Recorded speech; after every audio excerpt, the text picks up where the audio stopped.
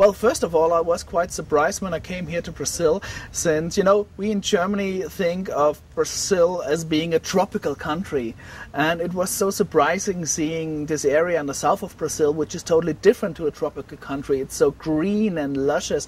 And, you know, when you travel in Europe in the harvest time, everything is brownish or even yellow in the vegetation. Here, everything was green, and that was really surprising me a lot. Second thing, what was very much surprising to me is the kind of people that live down here, which are much more European than I expected. I mean, if you look out of your window from the hotel room and speak to the people, you sometimes think you are in Italy somewhere in Tuscany or Piemonte. So it's a little bit like feeling home for me as a European when I come here and see this area.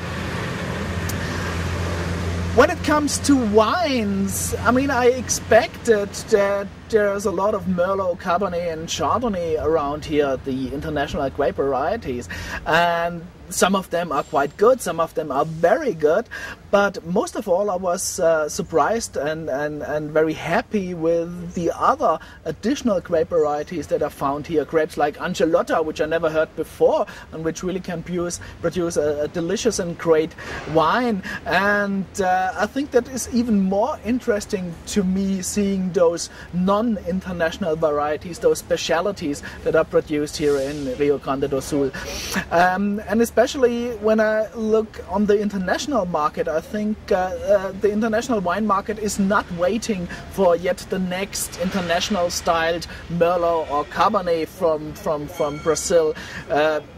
My advice to Brazilian winemakers really would be, don't try to become the next Mendoza or Maipo Valley. Try to figure out what is your own character, your typicity here in this region, because, you know, typicity and to produce something authentic, I think, is crucial on the world market of wine nowadays, where all wines are really can taste quite similar.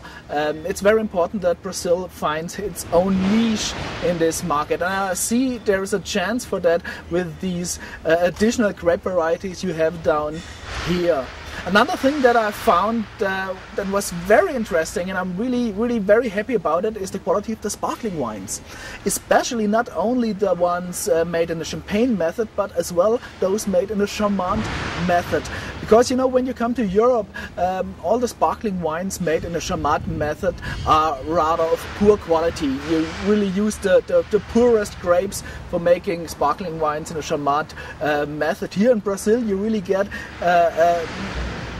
sparkling wines from that method that have made out of very high quality grapes and that can taste very good. I never had such good sparkling wines in the Charmant method than I found them here in Brazil. And the third thing what I was really happy about is the quality of the muscat wines, the sparkling muscatel wines. These wines really are delicious, and I think you Brazilians have even not yet totally realized what a gem they have with these wines, because these wines really have their niche on the world market.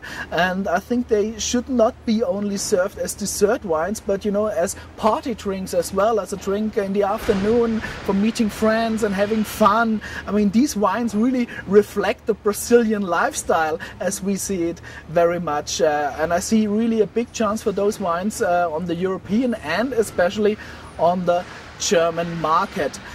When it comes to the German market, I'm quick to stress that the Germans love Brazil. They love everything that's Brazilian, and let it be the football, certainly, let it be Rio, samba, rumba, the music. Germans love Brazil. So I really see a chance for Brazilian wines in Germany, especially when we look forward to the World Cup in 2014. I think that could be really a big event for Brazilian wines in Germany.